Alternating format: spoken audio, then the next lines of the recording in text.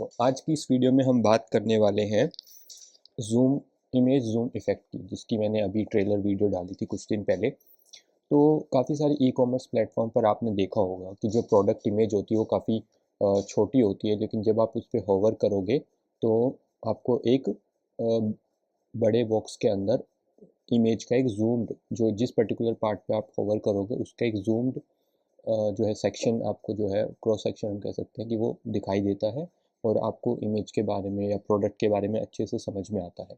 तो आइए देखते हैं, सबसे पहले हम इसका डेमो देखते हैं। मैंने यहाँ पे कोड को रन किया हुआ है। तो ये मेरे पास एक सैम्पल इमेज है जो कि मैंने यूट्यूब से स्क्रीनशॉट लिया है। तो ये किसी कंट्री की डॉक्यूमेंट्री है, तो उस पे है। तो जैसे ही मैं इस पे होवर करूँगा, देखो साइड में आप देख रहे हो कि रेड बॉर्डर के साथ एक बॉक्स आ गया है। जैसे ही मैं बाहर जाता हूँ इमेज से, वो हिडन हो जाता है, और लेकिन जैसे मैं वापस आऊँगा तो वापस से आपको डिस्प्ले होना स्टार्ट हो जाएगा। अब अगर मैं इसमें, जैसे मैं, आप मेरे कर्सर पे फोकस कीजिए।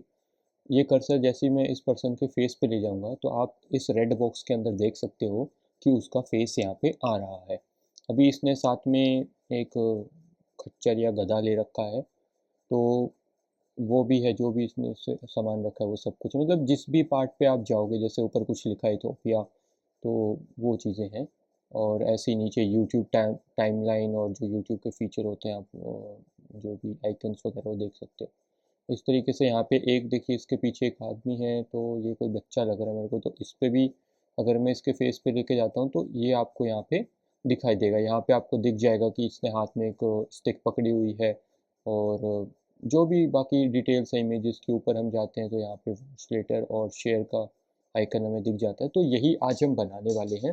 तो इसको समझने से पहले हम एक बार अपना फोल्डर स्ट्रक्चर देख लेते हैं। बेसिक वीट जो हमारे पास पैकेज आता है, उसकी मदद से मैंने रिएक्ट प्रोजेक्ट को टाइपस्क्रिप्ट के साथ सेटअप किया है।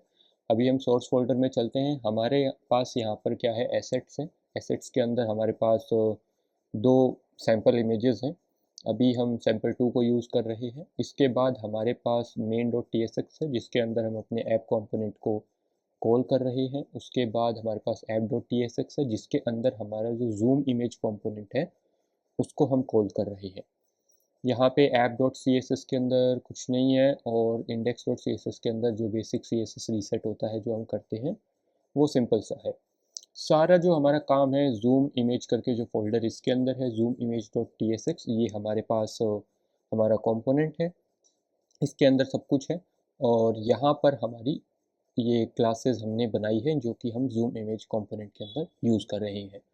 तो आइए साथ में ही हम इसको समझते हैं। इसमें पहले, सबसे पहले जो HTML स्ट्रक्चर है या JSX स्ट्रक्चर हम कह सकते हैं, वो देखते हैं। साइड बाय साइड हम देखेंगे कौन सी क्लासेस हम क्या कर रहे हैं। तो सबसे पहले तो आप देख सकते हो कि हमारे पास एक ये पेरेंट डिव है जिसका नाम है जूम इमेज। ओके। और यहाँ पर हमने जूम इमेज के अंदर विड्थ मैक्स कंटेंट किया है कि भाई जितना कंटेंट की विड्थ होगी उतना आप मैक्सिमम स्पेस ले सकते हो। इसके अंदर हम जाते हैं तो हमारे पास एक है इमेज बॉक्स, जिसमें हम अपनी जो एक्चुअल इमेज है वो डिस्प्ले करेंगे। दूसरा है इमेज डिटेल। जब हम होवर करते हैं इमेज बॉक्स के ऊपर, तो हमारे सामने जो हमने देखा था कि एक रेड बॉर्डर के साथ एक बॉक्स ओपन होता है, एक बॉक्स डिस्प्ले होता है स्क्रीन पे, उस बॉक्स को हम इमेज डिटेल से रेफरेंस कर रहे हैं। उसको एज अ सी, मतलब जो CSS है वहाँ पे क्लास उसका इमेज डिटेल है। ठीक है। इसके अंदर हमने क्या किया है, डिस्प्ले नन किया है, पोजीशन फिक्स्ड है, बैकग्राउंड हमने एक हल्का सा बैकग्राउंड भी दिया है, और बाकी सारी चीज़ें हम अभी डिस्कस करेंगे कि हम इसमें कैसे कर रहे हैं, वो बेसिक आइडिया। और उसके बाद एक बॉर्डर है, और मैक्सिमम हाइट हमने इसकी इतनी दी हुई है, और डिस्प्ले। और ये हमने एक चीज़ में बता देता हूँ आपको कि पोजीशन हमने फिक्स इसलिए की है ताकि फिर हम इसका टॉप लेफ़्ट जो वैल्यूज़ हैं उनको चेंज कर सकें जैसे जैसे हमारा माउस मूव करेगा, इसलिए हमने किया हुआ है उसको। या और हाँ, अब हम इसके अंदर चलते हैं। इमेज बॉक्स के अंदर हमने यहाँ पे हमारी इमेज जो है वो इमेज टैग यूज़ किया है अपनी इमेज रेंडर करने के लिए। इमेज के ऊपर हमने एक तो इमेज को डिस्प्ले ब्लॉक किया है ताकि ये जो भी इसका साइज़ है, जो भी हम इसको साइज़ पास करेंगे वो ये प्रॉपरली साइज़ को एक्सेप्ट करे, और अपना जो पेरेंट है, पेरेंट जो कंटेनर है उसके साइज़ को प्रॉपरली ऑक्यूपाई कर ले। उसके बाद इमेज बॉक्स जो है उसके मतलब जो हमारा कंटेनर है इसको हमने बोला है कि विड्थ 100% और हाइट 100%। तो जो भी पेरेंट की जो हाइट विड्थ होगी ये ऑटोमेटिकली वो उठा लेगा। ठीक है। और वैसे तो हमने विड्थ जो है मैक्स कंटेंट ही कर दिया है, तो जो भी यहाँ से इमेज विड्थ वगैरह सेट होगी वही इस कंटेनर पे मैक्सिमम चली जाएगी। तो सबसे पहले हम यहाँ देखते हैं कि हम क्या कर रहे हैं यहाँ पे। ये आपको पता है कि अगर हमारे पास हम टाइपस्क्रिप्ट में काम करते हैं तो हम प्रॉप्स के लिए एक इंटरफेस बनाते हैं। तो इसमें हम क्या ले रहे हैं, सबसे पहले तो जो इमेज का सोर्स है हम वो लेंगे, और साथ में ऑल्ट टेक्स्ट अगर आपको सप्लाई करना है तो ठीक है, नहीं तो आप ऐसे भी छोड़ सकते हैं। उसके बाद ये विजिबिलिटी वैल्यूज़ मैंने एक टाइप डिक्लेयर कर लिया है कि जो हमारा रेड बॉक्स होगा वो डिस्प्ले होगा स्क्रीन पे या नहीं होगा। तो उसके लिए, ताकि कोड हमारा इजीली मेंटेन हो सके, इसके लिए मैंने यहाँ पे ये एक टाइप बना लिया ताकि मैं इसको डायरेक्टली यूज़ कर सकूँ, बार बार मेरे को ये स्ट्रिंग पास ना करनी पड़े। ठीक है। इसके बाद हमारे पास यहाँ पे जूम इमेज है, इसके अंदर हम एक तो इमेज प्रॉम्प्ट मतलब ये दो चीज़ें ले रहे हैं, और इसके अलावा जो हमारा HTML इमेज एलिमेंट होता है उसकी जो भी डिफ़ॉल्ट प्रॉप्स होती हैं वो हम यहाँ पे एक्सेस कर रहे हैं। ठीक है। तो अभी हम app.tsx में एक बार चलते हैं। तो आप यहाँ पे देख सकते हो कि सोर्स जो हमने वहाँ पे अलग से मेंशन किया हम वो ले रहे हैं, और साथ में विड्थ और हाइट ये आपका आ रहा है इसकी मदद से, जो इमेज के साथ हमारे पास बाय डिफ़ॉल्ट जो होता है। इसको हम पास कर रहे हैं यहाँ पे रेस्ट के अंदर, और सोर्स और ऑल्ट हमने वहाँ से एक्सेस कर लिया। बाकी जो भी बच गई प्रॉपर्टीज़ वो हम डायरेक्टली इमेज के ऊपर सेट कर रहे हैं, क्योंकि वो इमेज प्रॉप्स ही हैं। यहाँ पे देख सकते हो HTML प्रॉप्स हैं, लेकिन इमेज एलिमेंट के लिए जो होती है। ठीक है।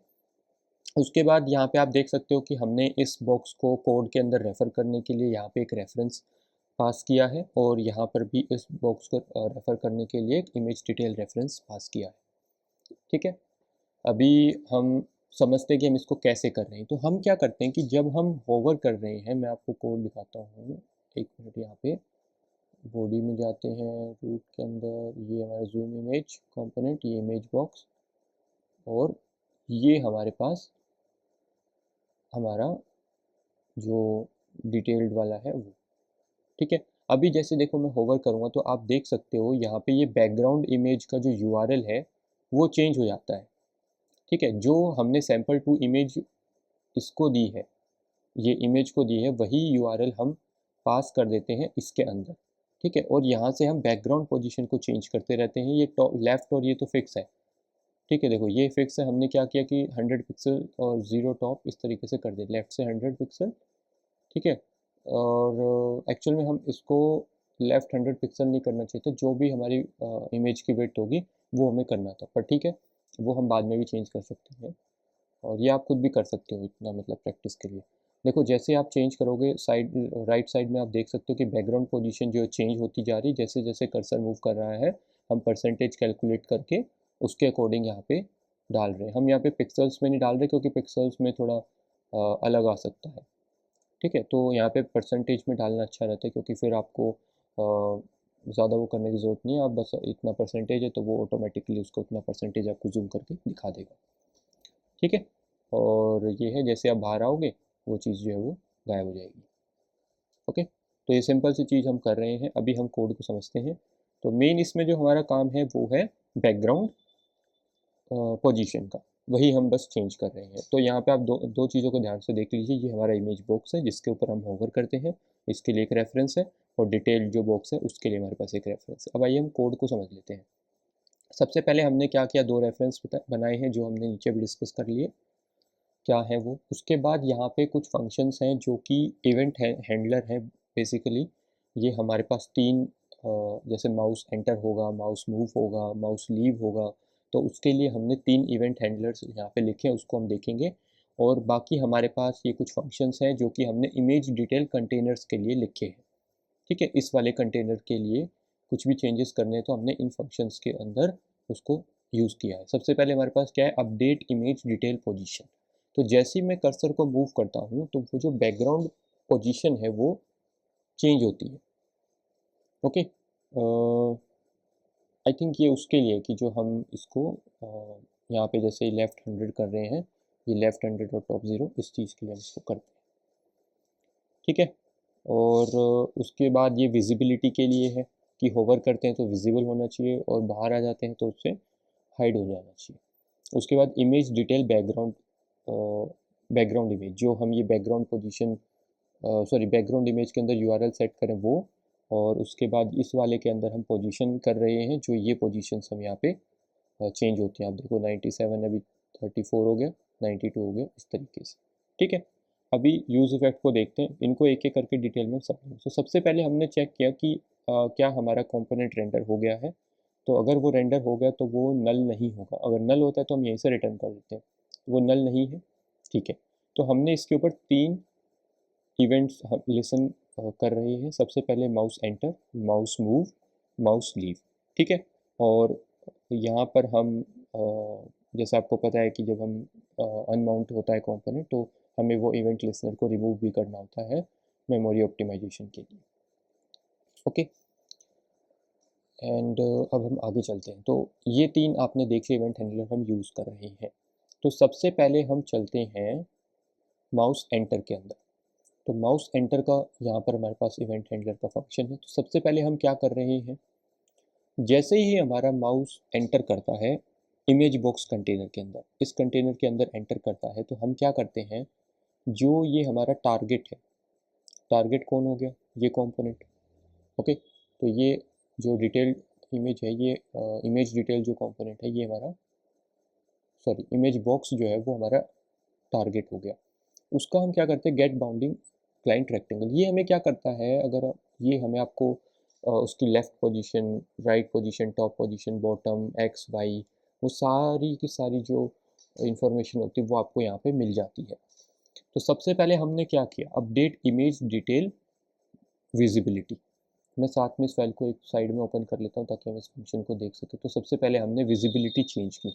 तो हमने क्या किया, image detail ref dot current style display visibility, और विजिबिलिटी हम यहाँ से पास कर रहे हैं ब्लॉक।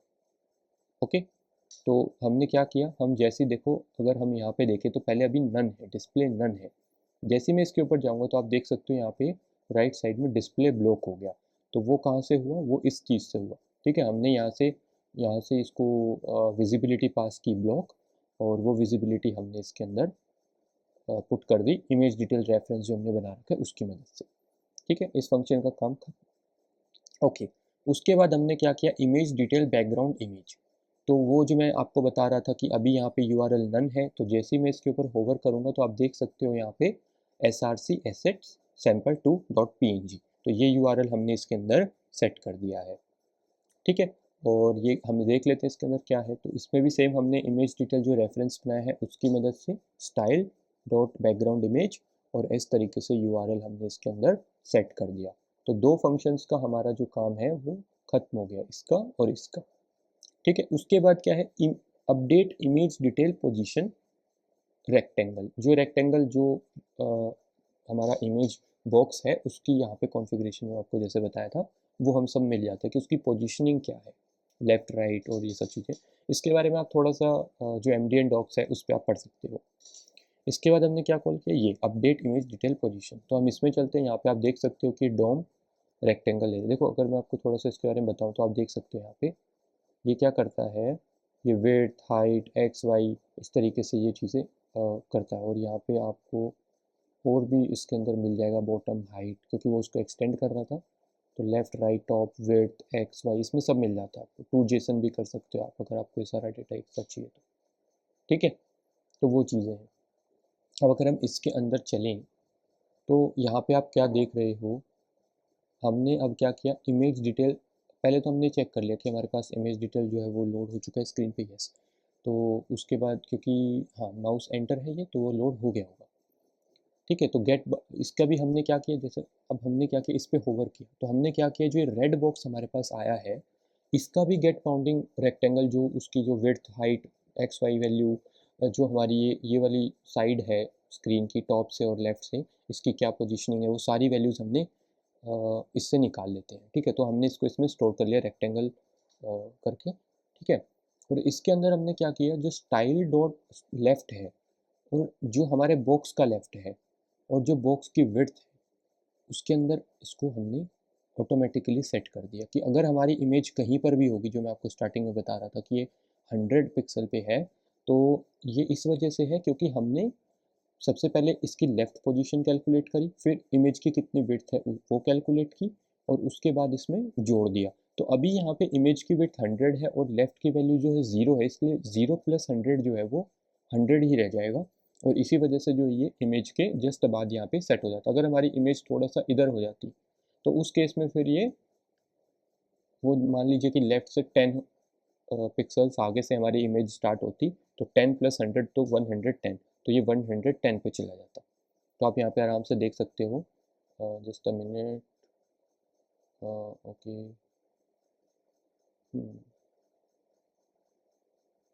ओके ओके, ऐसे ही करना पड़ेगा, ठीक है।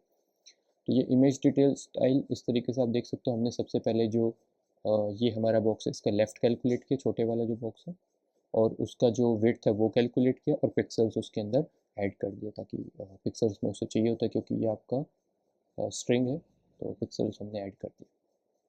उसके बाद हमने क्या किया, टॉप पोजीशन भी ऐड किया, तो वही सेम काम किया। टॉप के लिए कुछ नहीं करना, जो हमारा बॉक्स है जो जिसके अंदर हमारी जो छोटी इमेज रेंडर हुई है, मेन जो इमेज हमारी बॉक्स है, इमेज बॉक्स का टॉप निकाला, पिक्सल ऐड किया और उसको टॉप के अंदर जो हमारा ये वाला कंपोनेंट है, जो रेड वाला बॉक्स है, इसके टॉप के वैल्यू के अंदर हमने कर दिया। तो आप यहाँ पे देख सकते हो 0 है क्योंकि इस इमेज का टॉप भी 0 ही है इस वजह से। ठीक है, उसके बाद ये आप छोड़ दीजिए, ये हॉरिजॉन्टल गैप मैंने इसलिए किया है कि मान लीजिए कि हमारी इमेज यहाँ पर है, तो अभी जैसे ये बॉक्स है, इस बॉक्स की जो हाइट एंड विड्थ है वो 500 पिक्सेल्स है मैक्सिमम, जैसा कि मैंने आपको स्टार्टिंग में बताया था। तो जब आप यहाँ पे जाओगे, अगर आपकी ये वाली इमेज यहाँ पहुँच जाती है, तो आप उसको नहीं रेंडर कर पाओगे। तो ये डिसाइड कैसे होगा कि मैं किस डायरेक्शन में रेंडर करूँ, लेफ़्ट या राइट? मान लो कि मैं जैसे इस पे जाता हूँ और ये है हमारे पास, इस पे हम जाएँ, जस्ट अ मिनट, अगर मैं इसमें ऐसे कर देता हूँ, डिस्प्ले फ्लेक्स और जस्टिफाई कंटेंट एंड। ठीक है, अभी आप देखोगे कि मैं जब होवर करूँगा तो हमारा जो ये रेड बॉक्स है वो लेफ़्ट साइड में आ गया है, ठीक है? और अगर आप इस पे जाओ तो आप यहाँ पे देख सकते हो कि इसकी जो लेफ़्ट पोजीशन है 465 पिक्सल, वो हमने कर लिया, जैसे भी इसको एडजस्ट करना है। तो वो हमने यहीं से कैलकुलेट किया कि जो हमारा विंडो की इनर विड्थ, कि ये जो पूरी इमेज एक मिनट रिफ्रेश करके सेट करना, ओके। तो ये जो पूरी हमारे पास यहाँ तक जो विड्थ है वो विंडो विड्थ हो गया, यहाँ तक इनर विड्थ। और इनर विड्थ और जो हमारी इमेज जहाँ पे रेंडर है, क्या उसके बीच में 500 पिक्सल का गैप है ताकि हमारा ये रेड बॉक्स रेंडर हो सके? अगर वो गैप नहीं है तो हम दूसरी साइड कर देंगे। अगर देखो इस साइड ज़ीरो गैप है क्योंकि हमारी इमेज जस्ट, आप देख सकते हो कि जो हमारा ब्राउज़र का जो लेफ़्ट बाउंड्री है उसी से स्टार्ट हो रही है, तो इस वजह से हमें इस केस में इसमें जो हमारा रेड बॉक्स है उसको राइट साइड में रेंडर करना पड़ा। ठीक है, तो ये उसमें हमने किया हुआ है कि अगर हॉरिजॉन्टल गैप हमारे 500 पिक्सल से कम है, क्योंकि रेड बॉक्स को रेफर करता है इमेज डिटेल रेक्टेंगल, तो उससे कम है तो हम क्या करेंगे, इसको लेफ़्ट को विड्थ माइनस करके बॉक्स से उस तरफ इसको अलाइन कर देंगे हम। ठीक है, तो ये सिंपल सा कॉन्सेप्ट है, आप कोड को थोड़ा पढ़ेंगे तो ये वाली चीज़ आपको समझ में आ जाएगी। 42 से 48 बहुत ईजी है, वो मैंने आपको एक्सप्लेन कर दिया कैसे है। तो ये इमेज डिटेल पोजीशन आपको समझ में आ गया कि हम कैसे रेंडर कर रहे हैं। ओके, और बैकग्राउंड पोजीशन हमने सेट कर दिया, वो भी मैंने आपको बता दिया। चलिए, अब इसमें हम क्या करते हैं, ये तो हुआ कि एंटर करना है। अभी माउस को हम मूव भी कर रहे हैं वहाँ पे, तो हम क्या कर रहे हैं, तो उसमें भी हम, जैसे अब मैं माउस को मूव करने वाले की बात करूँ तो मैं माउस को मूव कर रहा हूँ, तो रेड कंटेनर के अंदर भी जो इमेज है उसकी पोजीशनिंग जो है वो चेंज हो रही है। ठीक है, पहले ही मैंने आपको बताया इसमें बैकग्राउंड पोजीशनिंग की मदद ले रहे हैं, तो यहाँ पे हमने क्या किया कि जो ये बॉक्स है उसका रेक्टेंगल, बाउंडिंग रेक्टेंगल निकाल लिए, तो जो उसके लेफ्ट राइट वैल्यूज़ हैं वो सब हमें मिल गई।